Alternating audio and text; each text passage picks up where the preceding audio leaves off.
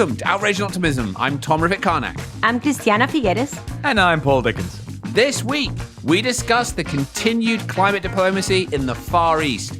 We talk about the American Legislative Exchange Council and their efforts to prevent progress on climate change. And we speak about the French rule to end short flights. Plus, we speak to Jojo Mehta, co-founder and executive director of the Stop Ecocide Foundation. And we have music from Eliza Shaddad. Thanks for being here.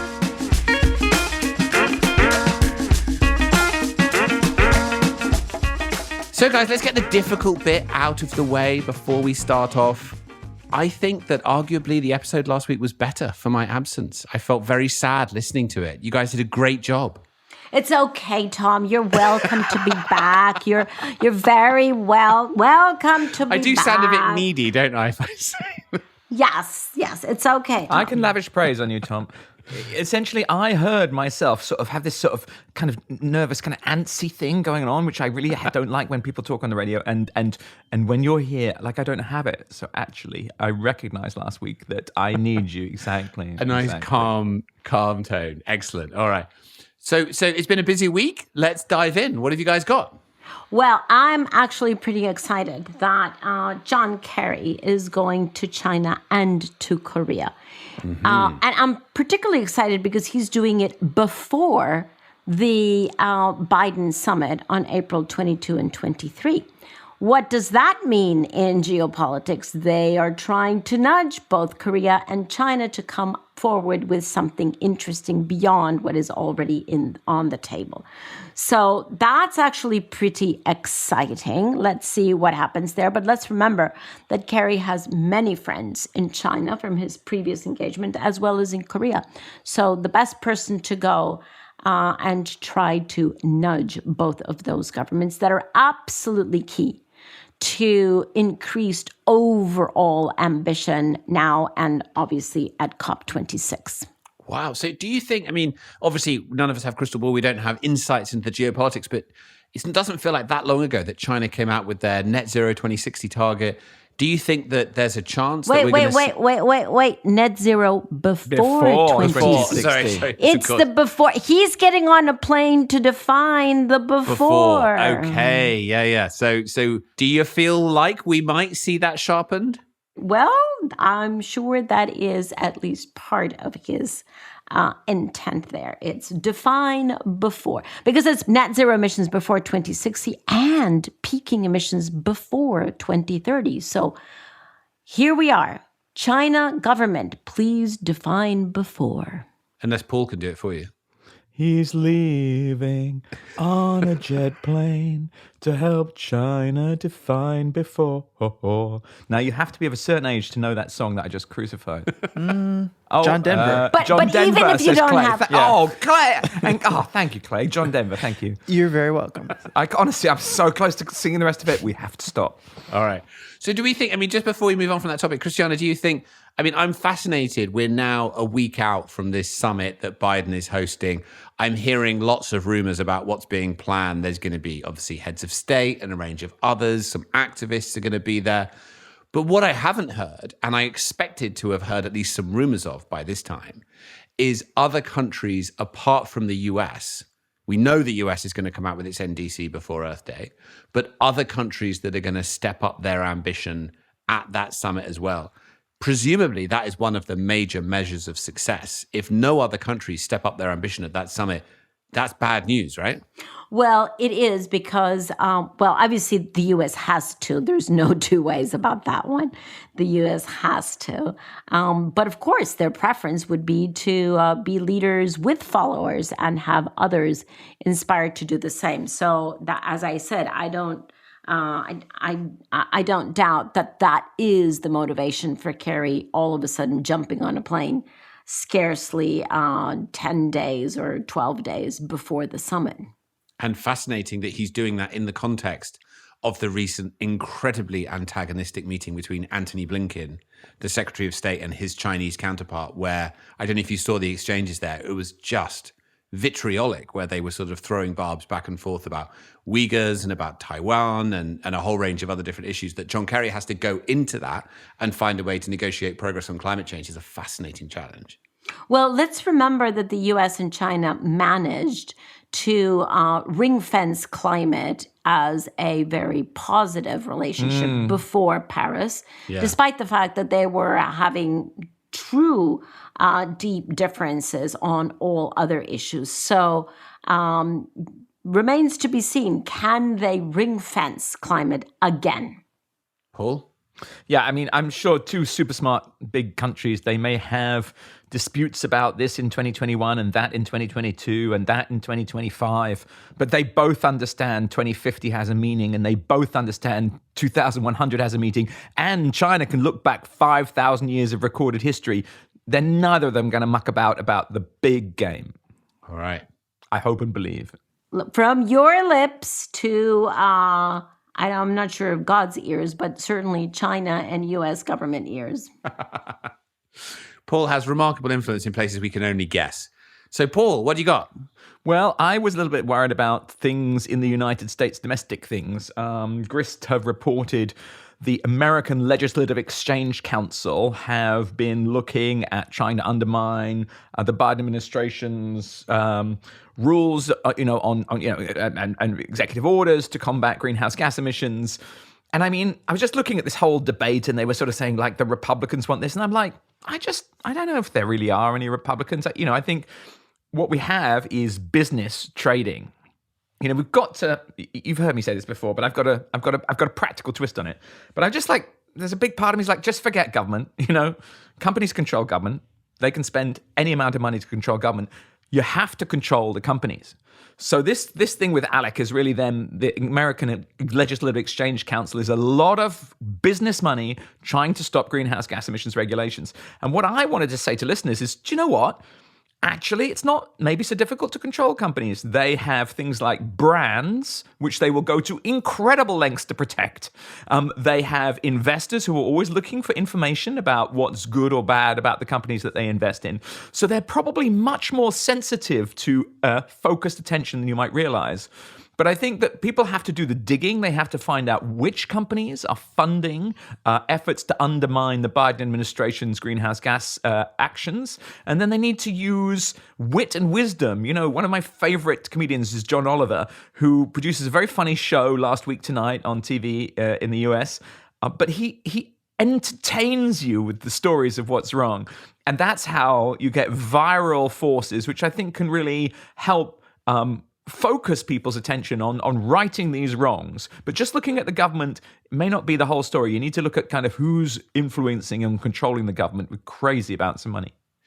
But I mean, this whole ALEC stuff is, I agree with you, but it's just outrageous, isn't it? They've been doing this for years. I remember looking into this sort of several years ago when I was still working with you, Paul, at CDP, and we were looking at lobbying efforts. And ALEC, even then, were one of the worst perpetrators. And if I remember rightly, what they would do is they would draft anti-renewable energy laws, and then they would go round with those drafts and present them to busy state legislators across the US and say, hey, here's a pre-written law. We've just prepared it for you. You can just introduce it into legislation.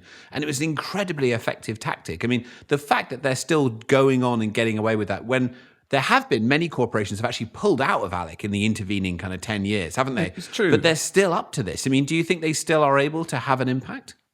Look, lots of corporations have pulled out of ALEC, but I mean, this has also happened at the U.S. Chamber of Commerce. I have a friend who has told me that essentially, politicians are funded depending upon the degree to which they support bills or they support these kind of regulations. Yeah. And I mean, the people in the Climate Change Committee, you haven't got all the jolly tech companies and FMCG companies in the climate change group. It's just kind of oil and gas or coal or whatever else.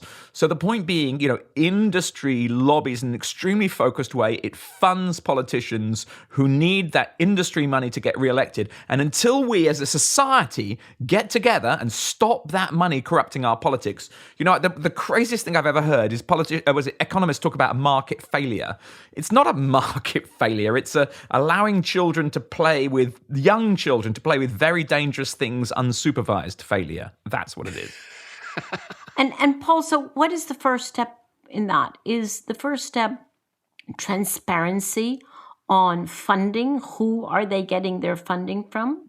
Yeah, I think that's probably exactly right. I mean, it's unbelievably crazy. I've mentioned it before multiple times. Lots of people know it. In 2010, the US Supreme Court said it's absolutely vital and legal for corporations to spend any amount of money deranging the political process, and there's no supervision. And that was called the Citizens United ruling. You can look it up. It's there. President Obama at the time just couldn't believe this disaster that had befallen the US nation. But I mean, yeah, basically, currently there's no way to stop corporations pouring money into politics. So what we have to do is we have to highlight which corporations are funding who and get to the bottom of it. And it's a lot of work, but it's worth it. It's definitely worth it. And one more thing I'll just say, because I'm on a roll, like if some company produces something, fine, I will admit that I like Diet Coke. It's one of my favorite drinks. I buy Diet Coke.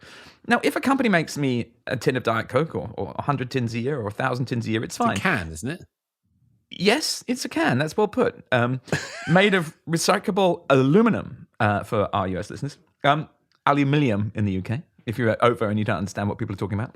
But the key point of my story is, if a company sells like billions or tens of billions or hundreds of billions of cans of Diet Coke, it doesn't matter. But if that company has got just crazy amounts of money, like little individual citizens can't imagine how much money a really big company has got.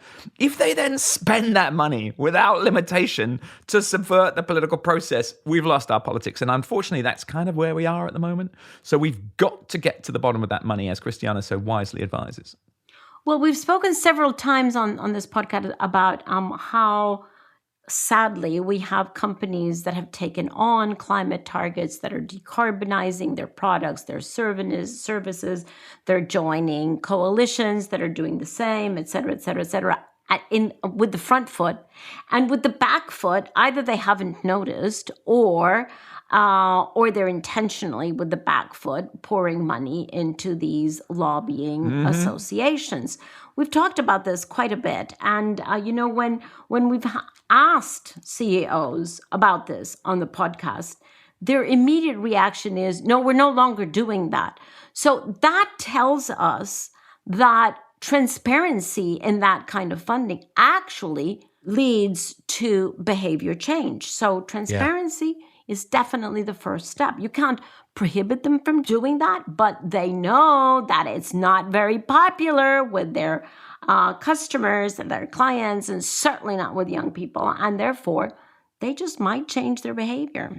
And I mean, you can't really get away with that kind of duplicity for long in a way, right? If you think about the court of public opinion, the fact they need to encourage young minds to participate. So hopefully, as that becomes well known, legislation or regulation will be the last straw that is needed, right? Right. Because it will solve itself, but that might be a bit Pollyanna-ish. We've got to move on, but Paul, what do you think about that? Well, Clay's just reminded us of Mitch McConnell's comment about companies kind of pulling out of Georgia or punishing Georgia for supporting this kind of voting regulation change, which appeared to be kind of designed to discourage certain people from voting. And Mitch McConnell said, corporations should stay out of politics. But I mean, that's the biggest joke I've ever heard in the world. Because if you really, if Mitch McConnell accepts, and I think he would, he's a kind of logical, grown-up person. If he's listening, Mitch, would you admit corporations are putting unlimited money into politics? But he actually said, I'm not talking about political contributions in the same interview. Okay, well, that shows a very high degree of this holding two completely opposing things at the same time. It's basically insane to make those two statements. And we've got to have a slightly more sophisticated politics where you call it out. It's a cheap shot to say, Democrats believe differently to Republicans. This is money corrupting things. It's not a political fight between two parties. Yeah. So I wanted to bring an example of where a government has done something, I think, and we'll discuss it, but maybe it is impressive and it's certainly surprising. And I, for one, wasn't anticipating it. So listeners may have seen this, but we're recording this podcast on Tuesday. And just a few days ago on Saturday, French lawmakers voted to abolish domestic flights on routes that can be covered by train in under 2.5 hours. The government, of course, is seeking to lower emissions even as the travel industry comes back from the global pandemic. This is part of a broader climate bill to cut French carbon emissions 40% by 2030 from 1990 levels. What's interesting is a couple of things. One is the vote came just days after France said that it would contribute 4 billion euros to recapitalizing Air France, massively increasing its stake in the airline and becoming its largest shareholder, I understand.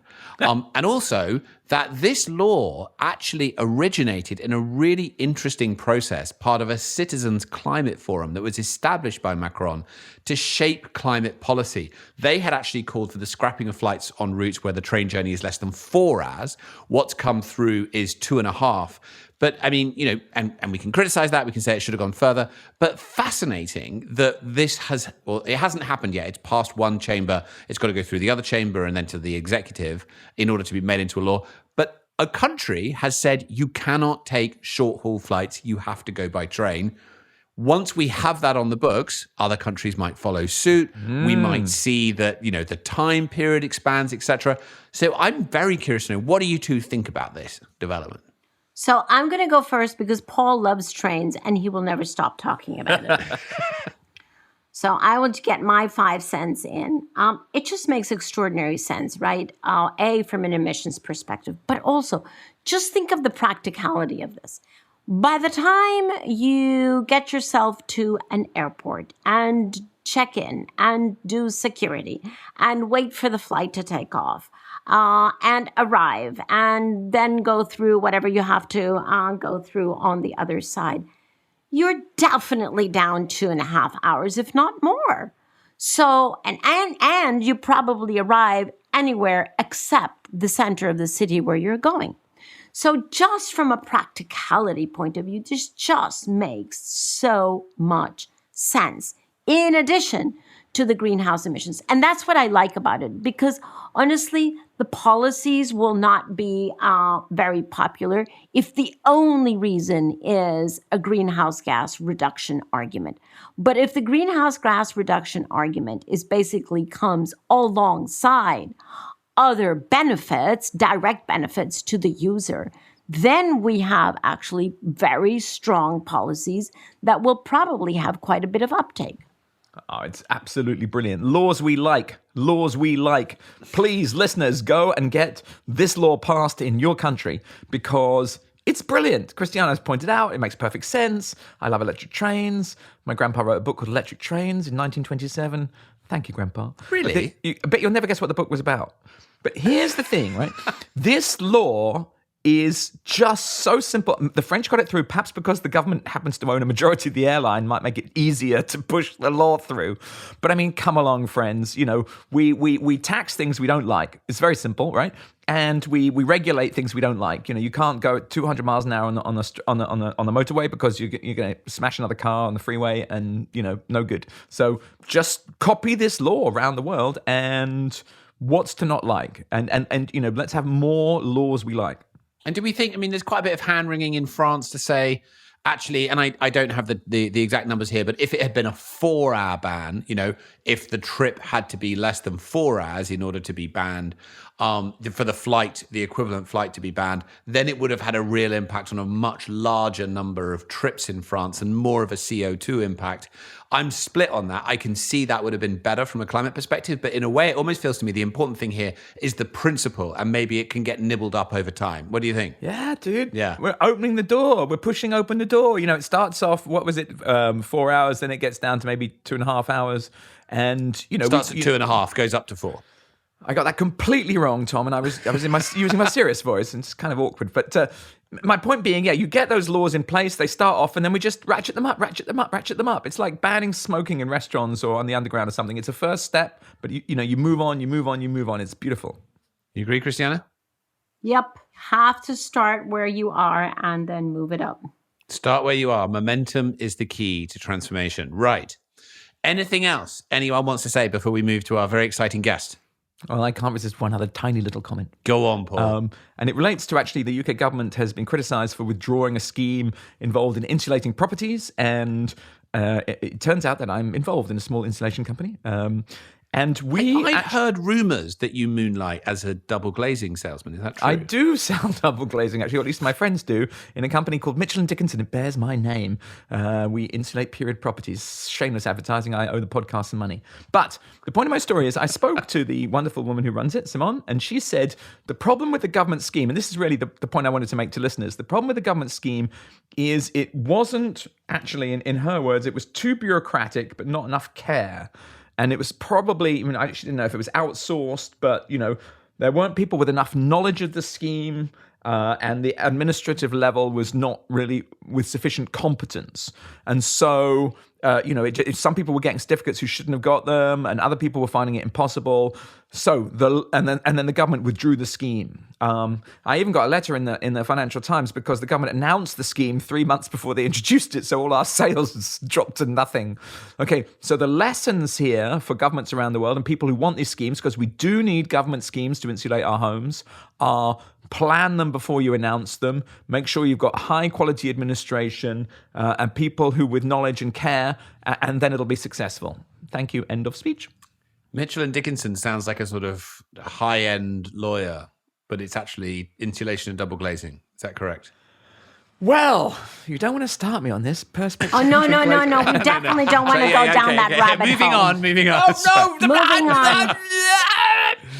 Right.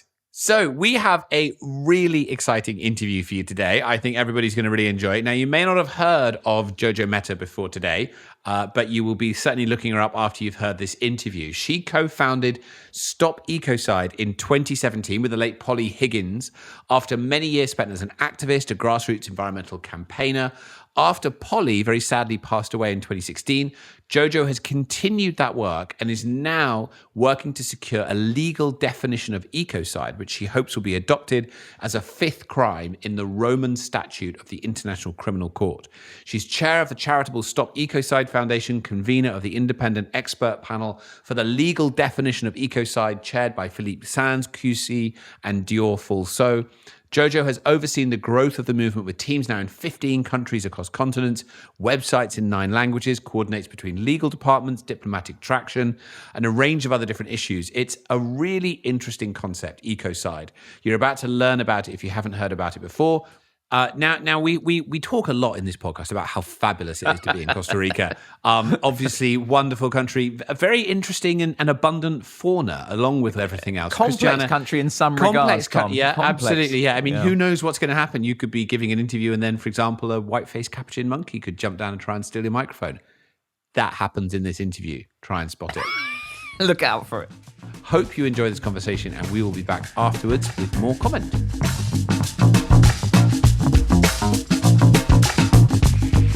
Jojo, what a pleasure to have you. Thank you very much for coming on with us on Outrage and Optimism. Jojo, you have devoted a serious chunk of your professional life to ecocide, but very possibly our listeners don't even know what it is. So can we start at the very beginning? Can you tell us the story behind ecocide? Who first coined the term? Where does it come from? And why have you devoted so much of your energy, time, and passion to this?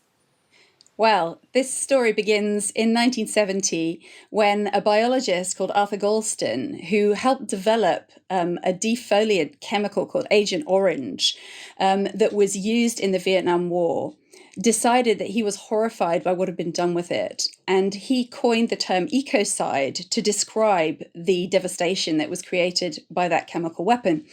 It was then first used on the international stage at the first UN Environment Conference in Stockholm in 1972. And it was the leader Olof Palme from Sweden who used the term ecocide to describe destruction of the natural environment, and who called for the international community to look at that as a term and to address it. And over the subsequent decades, there was a focus kind of behind the scenes politically and legally, almost constantly, on addressing ecosystem destruction. But it never quite came to the fore politically until relatively recently. when it was resurrected by the woman who I worked very closely with, my dear friend Polly Higgins. And tell us Polly's story shortly, because that's also a story. Absolutely. So Polly was embarking on a lucrative courtroom career as a barrister herself. I mean, she had a kind of epiphany moment looking out from the Royal Courts of Justice in London and realizing that it wasn't just her clients that needed a good lawyer, but it was the earth itself. And she asked herself a single simple question: how do we create a legal duty of care for the earth? And that set her on a quest that was to take her the rest of her life. Now, Polly is no longer with us. She died 2 years ago. But her quest took her through looking at the rights of nature. And there's now quite a global movement to support rights of nature and the idea of giving legal personhood to parts of the natural world, forests, rivers, mountains, and so on. But what she realized in the course of her research was that rights is only one side of the story. The other side, the side of responsibility, that is kind of the complement to that, is provided by criminal law. So just as our basic right is a right to life as humans, a basic human right is the right to life. But what protects that right is the fact that killing each other, is a crime. So murder is a crime, and that protects our right to life. And so she then realized that criminal law is actually the protective side of law. And when she started investigating, she found that when the International Criminal Court first came into existence and the draft of the Rome Statute, which governs that court, was being discussed, there was originally a clause in that draft to cover serious environmental destruction, and that it never made the final cut. And the three crimes that came into existence with the International Criminal Court and the Rome Statute were genocide. Hey, get out of here. This is this huge monkey again. Go. Oh my gosh. Coming at me from my... Christiana, the monkey has Sorry. as much right to life as you do. I'm- Why are you perpetrating in this low-level ecocide? Exactly. I am not taking his or her right of life away. I am only protecting my microphone, okay? That's all. Microphone side. Okay, right, fair enough. Sorry, back to normal. Thanks. Sorry, Apologies. Jojo. No, Sorry. please, not at all. So yes, the crimes that came into existence in the Rome Statute in 1998, and with the beginnings of the International Criminal Court, or the ICC, which came into existence in 2002, were genocide, crimes against humanity, and war crimes. And so what Polly dedicated the rest of her life to was effectively what she saw as restoring the missing crime to the Rome Statute. In other words, to international criminal law. And that's what she spent the rest of her life doing. And I joined her for the last 4.5 years of that life. And since she passed away, I've been kind of heading up this campaign that is now becoming quite a broad global movement. There's been a huge acceleration in interest in this whole concept. And part of that acceleration, I'll come back to the ICC because I really want to understand that choice to go through the ICC. But part of that acceleration, Jojo, is this panel that is now on its way to collectively define ecocide, and they're scheduled to come up with a collective definition by June of this year. Is that correct? That's absolutely right. So in November of last year, our foundation, the Stop Ecocide Foundation, convened a panel of top international criminal lawyers and environmental lawyers from all around the world to work on drafting a robust, clear and credible legal definition of ecocide. There have been working definitions in the past. Polly Higgins created one in 2010, which she used over the years that she was working, and there have been others. But the difference on this occasion is that this was prompted by a political request. So from members of parliament in Sweden, members of parliament from the ruling parties approached us and said, this is obviously your area of expertise. Would you be able to convene or commission or bring together a definition, a legal definition that could actively be considered by states for potential proposal to amend the Rome Statute. And on the basis of that request, we were able to convene some really top legal talent, including Philippe Sands, QC, and Dior Falso from Senegal, a jurist and legal scholar. And those two are now chairing that panel. And that panel is in the middle of its work, and it's due to report at the beginning of June, as you say. So, Jojo, sitting at the feet of these eminent lawyers and judges, help me understand two things that I don't understand. My first question is, am I right in understanding that the ICC can actually only charge an individual, not a state, not a government? And so doesn't that make it even more difficult, A, to have to define ecocide, and then to put together charges against an individual who may be pretty well protected, and Paul would talk to us about that, because the ICC, different to the International Court of Justice, that could find a state guilty, the ICC can only find an individual guilty. So that's my first question. And the second question, and the reason why I ask you both is because I think they are interrelated. The second question is, genocide is definitely a crime that is accepted by everyone and often charged in the ICC, but it doesn't stop genocide, as we see in Myanmar and Tigray, Ethiopia today. So how do you see this, the choice of going through the ICC? How do you see it progressing on to finding individuals that can be charged? And how does that charge of individuals act as a deterrent, although certainly not a guarantee, as we see in Myanmar and Ethiopia for genocide issues? How does it act as a powerful deterrent? Because I think that's what you're trying to do, a powerful deterrent of those who would commit ecocide. So yeah, those are great questions, and I think it comes back to the particular route that we pursue at the ICC. There are kind of three reasons behind it. Well, there are probably several, but there are three key ones. One reason for approaching the ICC is that it's the only global mechanism that directly accesses the criminal justice systems of all of its member states. So if you make something a crime at the ICC, any member state that ratifies it has to include it in its own domestic legislation. So it doesn't require a separate court like the European Court of Human Rights. It's not a separate treaty. Effectively, you add something to the Rome Statute, you're actually directly accessing the criminal justice systems that already exist. Aha. So that's okay. So that's what. So in response to your first question, yes, it is geared to individuals, but of course the national criminal justice systems are also geared to individuals.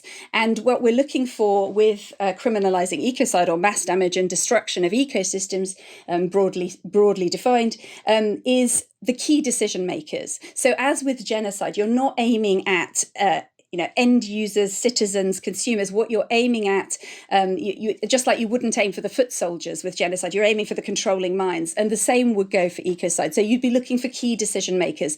Those could potentially be CEOs or government ministers and so on. So you are looking for individuals. And that is precisely one of the things that is important in creating a deterrent. I mean, as you'll know, Christiana, there are so many already climate litigation cases going on around the world. There are well over 1,500 now, I believe, in process around the world. And those are very important in terms of creating evidence, in terms of naming and shaming, in terms of sort of creating a moral effect in the public eye and so on. But also creating some kind of compensation and justice of victims in some cases. But what those climate litigation cases don't do is actually change corporate practice. Whereas a CEO is going to think very carefully before engaging in an activity that might constitute an international crime. Because, I mean, perhaps even unlike a war criminal, a CEO is going to care very deeply about how they're perceived, because their success of their business and their share price depend very directly on it. So that is a very key aspect in regard to your first question. And in regard to your second question about genocide, yes, it has not completely prevented genocide, having genocide as an international crime. But in the same way, people still commit murder, but we wouldn't dream of saying murder shouldn't be a crime. Effectively, we do still have a situation where there's a missing normative, if you like. There's a missing normative, and actually that's one of the other key reasons for aiming for an international crime, because it creates a kind of moral sense from the highest level that it's wrong to seriously destroy ecosystems. Well, let me jump in with a question, a little story leading to a question. I remember being really kind of embarrassed once because I asked a super smart lawyer, I said, what's the legal definition of the public interest? And they looked at me and said, well, there isn't one.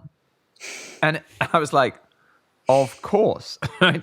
So the thing is, I was looking into lead in petrol and asbestos, and what I discovered was the courts always sort of say, it's fine, it's legal, until there's thousands of us in the streets, right? And then the courts suddenly say, no, that's not legal anymore, right? So the courts are kind of there. They're like a pressure valve to stop a civil war. And so I guess my question to you is, to what degree do you think we're kind of making up norms of society by combining legal arguments with public demonstrations such that we create a new atmosphere about what is and what is not acceptable, such that even before laws are produced, they can discourage people or allow people to see the unacceptability of their behavior? Is that part of it? That's a very big part of it. And I'm really glad you brought that up, because I think one of the things that's one of the key factors behind the acceleration of this movement to criminalize ecocide has been the climate mobilization of the people coming onto the streets, whether that's Extinction Rebellion or whether it's Greta Thunberg inspiring the school strikes. Those grassroots movements and those disruptions at the street level have absolutely been key for us, because what they've done is they've created a level of disruption and polarization that's opened up a window of conversation in the media and in political life, which has meant that what we've ultimately been saying for years is now finally being heard. And so there is a very direct correlation between those two things. And actually, our foundation kind of sits in an interesting position in that way, because we're obviously deeply involved in the legal developments at the moment, but also with the political traction and, of course, with the public narrative as well. And what we're finding is that actually those different areas do influence each other quite strongly. The logic of the Paris Agreement has been constructed on the basis of shared benefit, right? And it was constructed like that because previous agreements like the Kyoto Protocol, there were these punitive measures if you didn't meet your targets. What happened in reality is countries just pulled out of the agreement the day before they weren't going to meet them. And they were never able to be kind of implemented in the way that people envisaged that they would be when the protocol was developed. So as a result, Paris was constructed differently, with a series of self-determined measures, with the idea that this would create kind of a race to the top of more technology, more momentum, etc. Now, you've been very critical of the Paris Agreement, and you've said it's failing because the next round of NDCs is not in line with where we need to get to. And that's a fact, right? And it remains to be seen whether those NDCs will be strengthened sufficiently over time to get us to where we need to. But we're in a very perilous place. So obviously, the logic of ecocide is the opposite end of the sort of philosophical debate, right? And I'm just wondering how you see those two things fit together, because in part, the Paris Agreement, the diplomacy that was behind that was constructed because of this principle of equity, that the history of climate change is not fair, that some countries have done more to cause it than others. How would ecocide interact with that existing process? And how would it be a tool that had sufficient nuance to take account for some of that history? I think that's a brilliant question. And I think this is a kind of a hand-in-hand kind of approach in a way that we see this, is how we see this working. Because the Paris Agreement is obviously, it's hugely important in the sense that it's the first time that, so much of the world has committed to such an agreement that, if we do too much of A, it leads to B. So, I mean, just even from a legal perspective, that's creating prior knowledge in the sense that, nobody can then say, oh, well, I didn't know that, A was going to lead to B. But at the same time, as you say, with the latest report, the NDC synthesis report, we're looking at the current commitments simply not being adequate, simply not actually reaching those targets. And the way that we see ecocide law in relation to that is almost like a kind of a guardrail, like in introducing a kind of an enforceable legal parameter for the worst excesses of environmentally destructive activity, so that we start to create a kind of a steer or a course correction. Because what we find it quite difficult to imagine how those, the ambitions that are really needed in regard to the Paris Agreement and in regard to the Sustainable Development Goals, how those are going to be materialized just out of goodwill. The idea with ecocide is to create almost a kind of a safety barrier that kind of says this far and no further, that actually starts to steer business in the right direction and corporate practice. And I think that also we have to look at the fact that it will take some time to put this law in place. And that's actually very important. It shouldn't be done overnight. It can't be done overnight. It would create chaos. But if there's a transition period, or a period that it takes where we can see that coming, and government and the corporate sector can see it coming over the horizon, what this then transforms into is a question of compliance pathways and transition policies. And all of that is what, the Paris Agreement is ultimately wanting to, nudge states into. And this, in a way, is kind of, would help, we believe would seriously help to corral that into existence. So if I understand that correctly, that would it would sort of play a kind of backstop role, which is missing at the moment, right, from the international infrastructure, that there would be a sort of still an expectation of race to the top, innovation, but that for those that fell materially behind in a demonstrable way from where they needed to be, there would be this backstop where there would be this other route to try to get them to move. What do you think about that, Christiana? Well, I'm interested that you interpret it as a backstop. I was thinking the Paris Agreement sort of sets a direction, right? A long-term direction.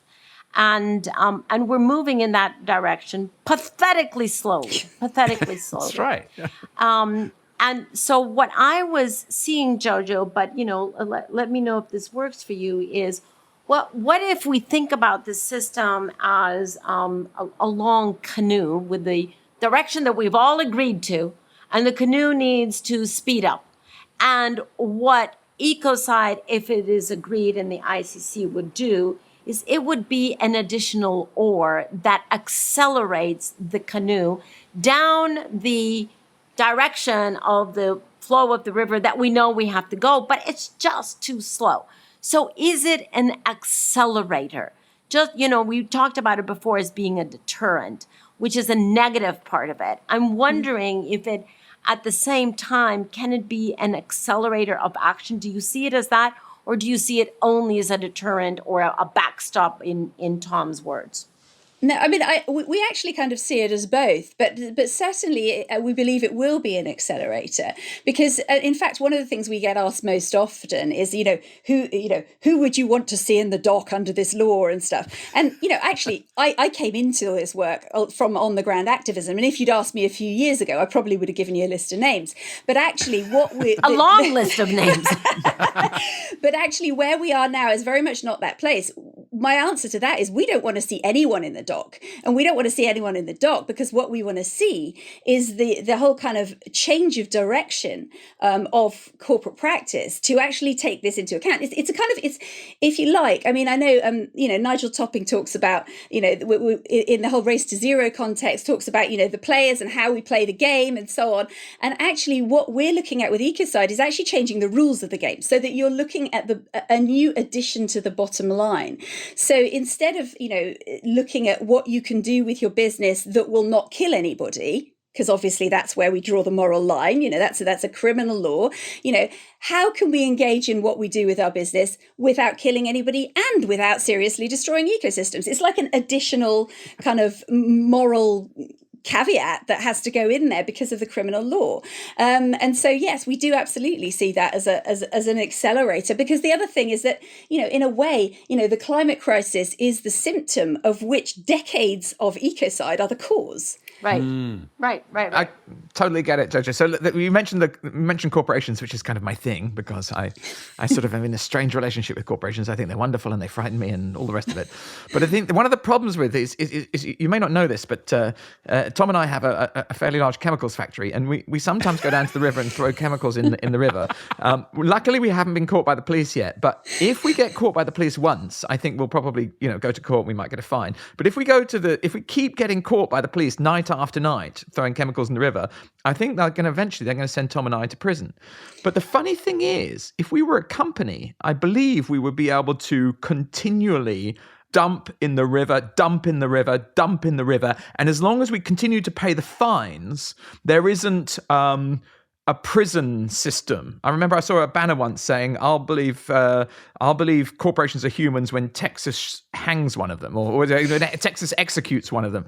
So my real question is, do you think Ecocide can help to pierce the corporate veil, introduce these notions of personal liability? Because it strikes me that, we all know massive damage is being done to our ecosystem. We all know that cannot be in humanity's interest. We're smashing up the life support system that keeps us all alive.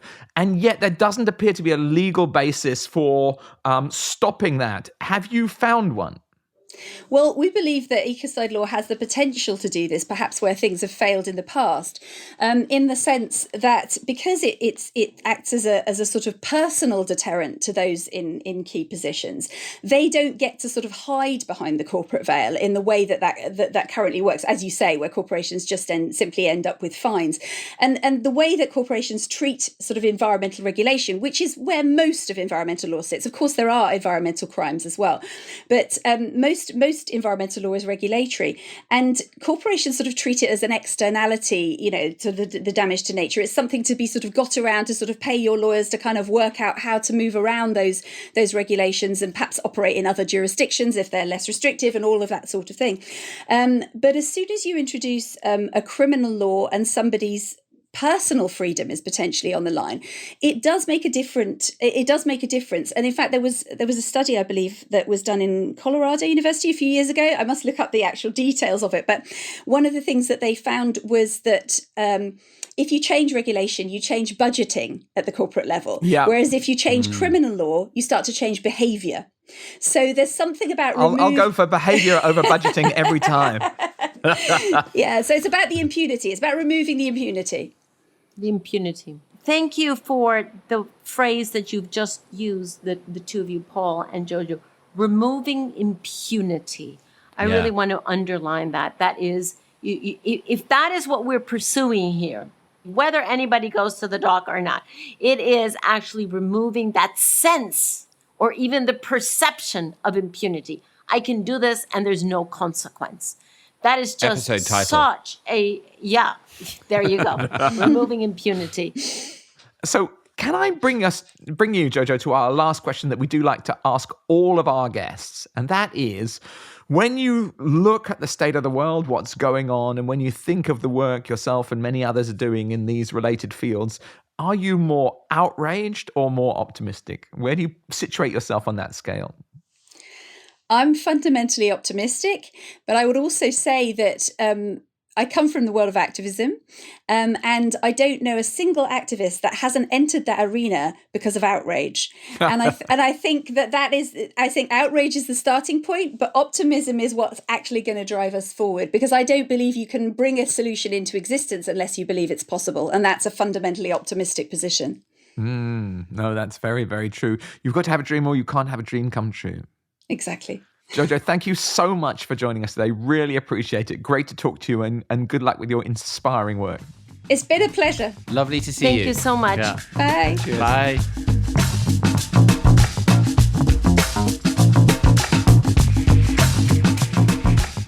So how interesting to get to sit with Jojo Mehta, hear about Ecocide, obviously a concept that has really built momentum in the world, and, one that so many people feel a deep sense of attraction to, and a sense that this is the kind of justice we've been seeking on this destruction of the natural habitat of the planet.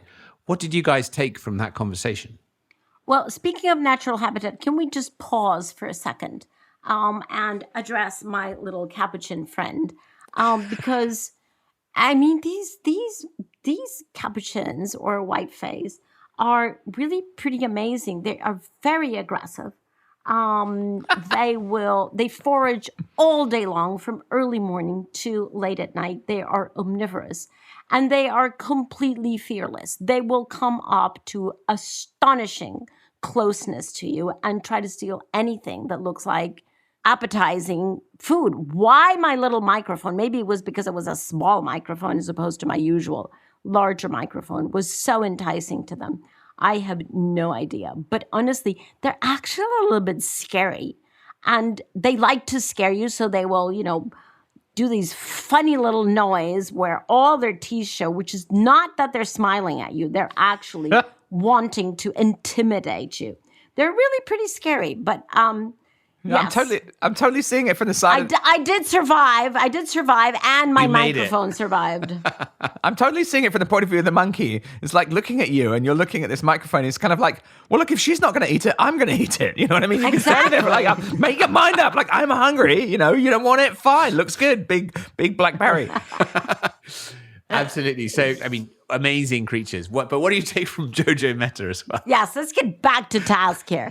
Well, I mean, I'm incredibly interested in any notion of using law, which is a very peculiar thing in our society. But I mean, we clearly all depend on it. Societies are almost defined by laws.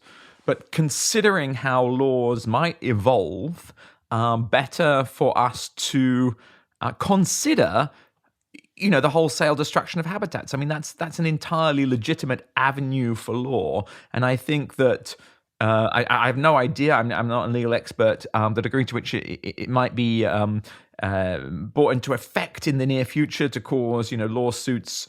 But I think that the demonstration effect of people considering this and using this kind of language may dissuade people from rash actions that significantly undermine the environment.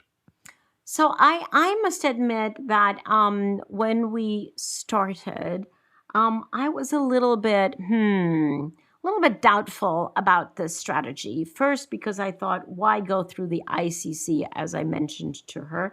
The International Court of Criminal Court can only pursue individuals, right? It cannot go to anything. It cannot judge a state. And I just thought that's really an interesting approach where you have another approach, which is the international court. So why didn't they go there?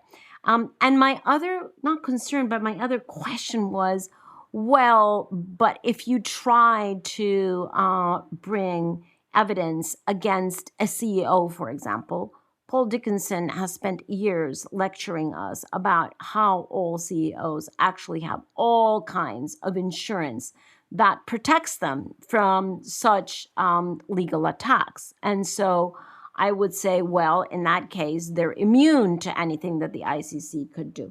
And my third concern was they are so swamped. The ICC, moves very slowly, and they are completely swamped. And it can take years to bring any case. And do we have the years? So all of that was going through my mind. Now, during and after the conversation with her, I actually moved over to see it from her perspective because I think it is actually two things really hit me. One, as she explains, that once the fifth crime, let's remember that 4 crimes are already recognized by the ICC, but once, if this is recognized as the fifth crime, then any member states that ratify that would have to include it in their own domestic legislation. That's pretty interesting. And the second bit that I thought was very interesting was her point about the end of impunity. Because once this is recognized as an international crime, well, then it really is, I would hope, a very strong deterrent. It's not a guarantee, as we know, because it will continue to happen, hopefully at a lower scale. But it does serve as a deterrent because who wants to publicly be associated with something that has been recognized as an international crime? So I thought, that it's an interesting tactic or strategy that they're using to criminalize ecocide. So I agree with everything you just said there. And the other thing I would add is there are a million reasons why this might not happen. And everybody she talks to must be aware of them, right? How do you define it? How do you get it adopted? How does it translate into international law?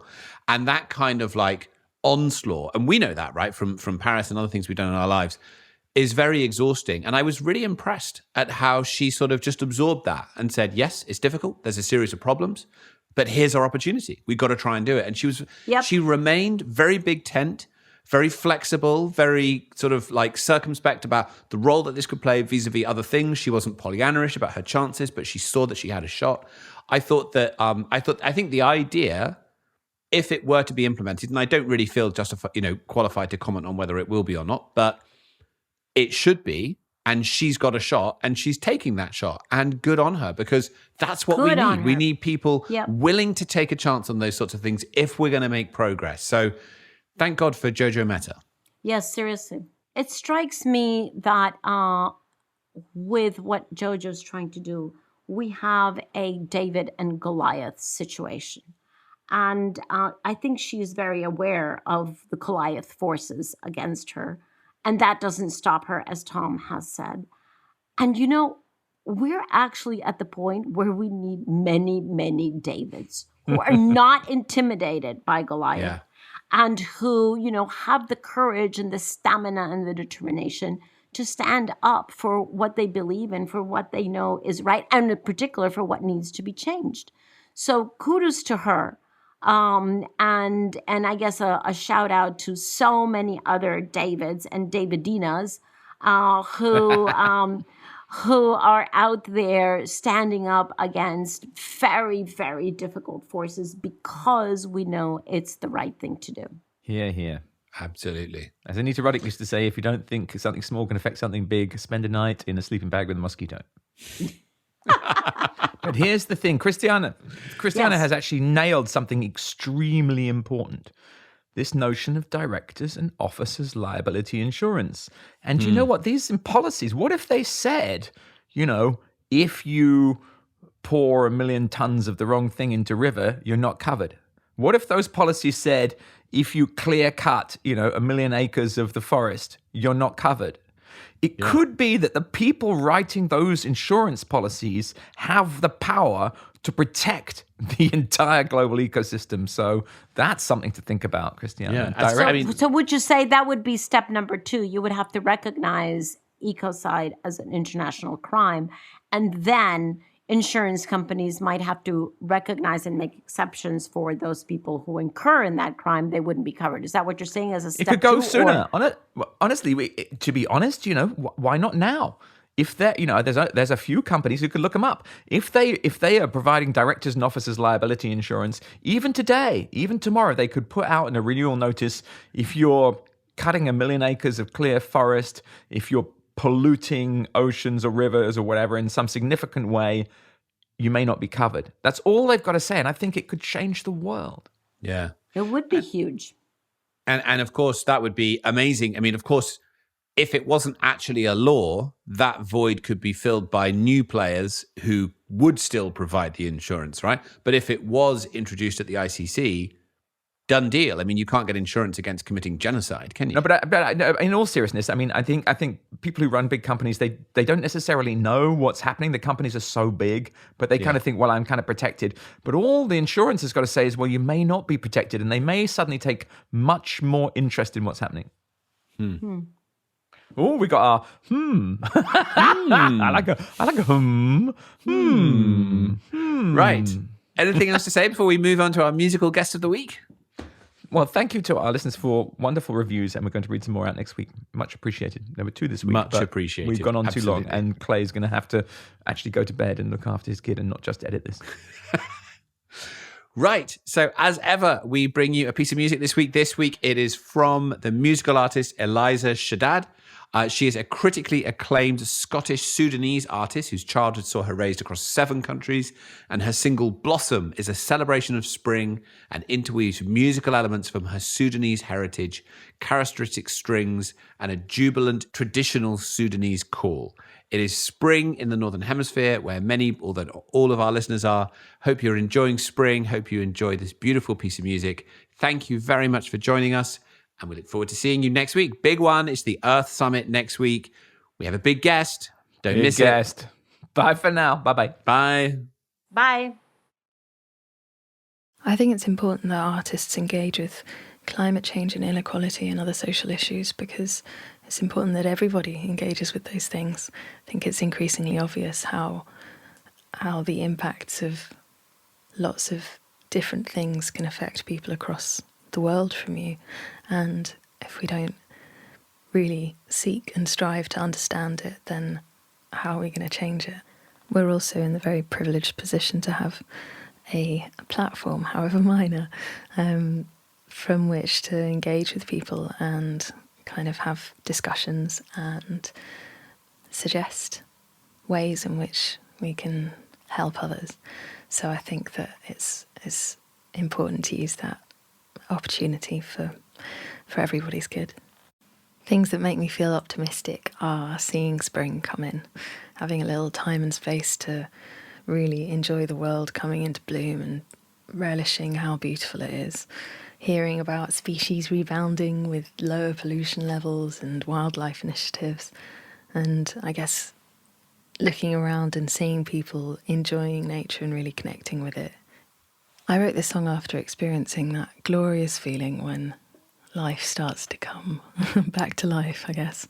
It was after a long, cold winter, and it was the first day of really warm sunshine, and the plants were flowering, and the flowers were blooming, and everything was starting to smell nice, and I just got really wrapped up in that feeling of opening up to the world again.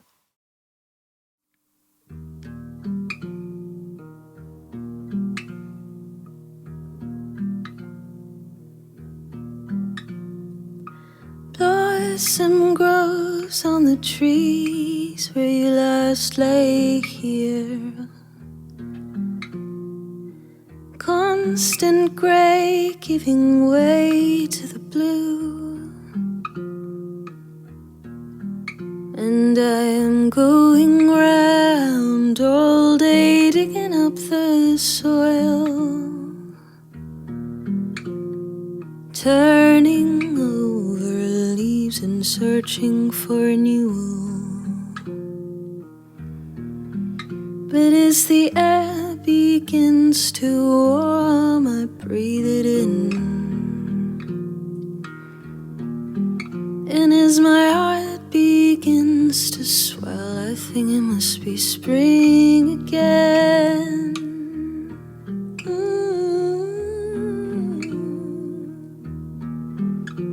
I tell myself I'm dreaming, oh, in order not to raise the hope.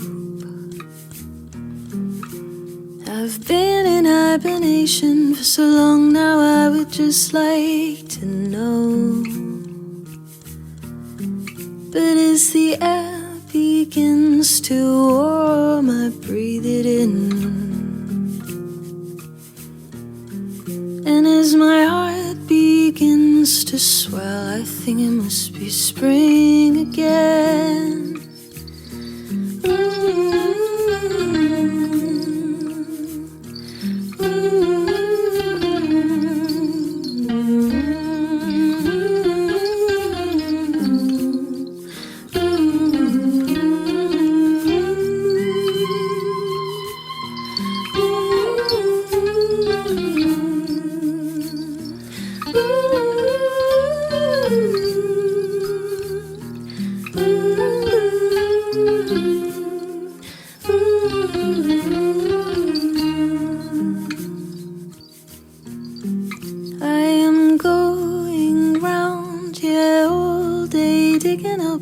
Soil, and I'm turning over leaves and searching for renewal.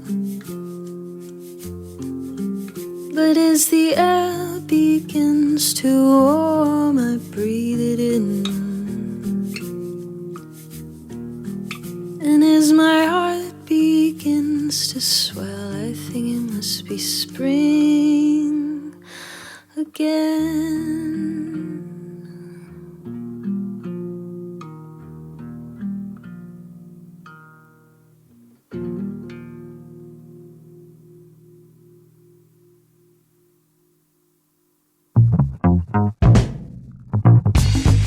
So there you go. Another episode of Outrage and Optimism.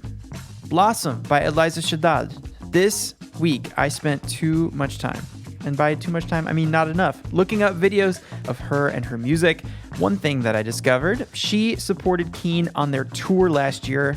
I saw these like iconic photos of her on her Instagram, just like her and her guitar and these like massive crowds. Just like huge rooms she was playing before lockdown, and yet this tune that she recorded for us was so intimate, and I'm just kind of mesmerized by her right now, as I'm sure you are too. As always, links to her music in the show notes, but I just want to mention she also has a Patreon. If you're not familiar, Patreon is the new radical way to connect with creators, artists, and musicians. I can't recommend it enough. So go familiarize yourself with Patreon and go support Eliza. If in the future we have an artist that has a Patreon, I'm going to specifically link you to it. So for this episode, I've made Eliza's Patreon the first link in her section of the show notes. Go. Check it out. Thank you, Eliza. Thank you to our guest this week, Jojo Mehta. It's amazing the work that Stop Ecocide is doing, and I've been having conversations all week about Ecocide with friends and family. There's ways to support the Stop Ecocide campaign, including signing a petition and becoming an Earth protector. You can add that to your resume. Go to stopecocide.earth to learn more, get involved. But, why type it when you can click it? Head to the show notes. It's all there. Okay, before I thank our team, I did want to read one review we got this week because it's just a few words. Okay, this review is from CoolGirl656, best screen name. The title is Great! ! The rating is 5 stars, and the review reads just as follows. Very informative. I love this review. Don't get me wrong, we read every single review. We love it when you type us a paragraph because we read it. But if any of you who are listening want to leave us a single word, 2-word, 3-word, 5-star review. Okay, if it's 3 words or less, I will read it in the credits. I didn't tell anybody else on the team that I'm doing this. So this is a spur of the moment inspiration thing. So don't let me down. Okay, credits.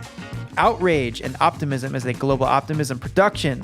Global Optimism is Sarah Law, Katie Bradford, Lara Richardson, Marina Mancilia Herman, Sophie McDonald, Freya Newman, Sarah Thomas, Sue Reed, and John Ward.